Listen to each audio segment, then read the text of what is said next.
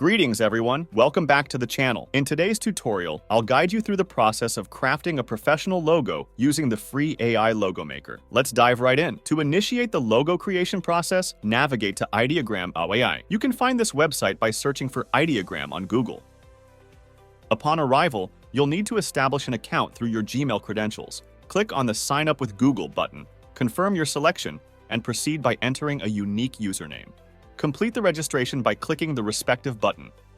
Once your account is set up, you'll be directed to the home page, where an array of images and logos awaits customization. For logo creation, we require prompts. You can either formulate your prompts or generate ideas with the assistance of ChatGPT. I'll be generating prompts for my educational YouTube channel, How to Heroes, directly on ChatGPT. Feel free to follow along and enter ChatGPT to write prompts for your logo. After generating prompts, simply copy one you find appealing and return to Ideogram. Paste the prompt into the search bar, select your preferred logo style and aspect ratio.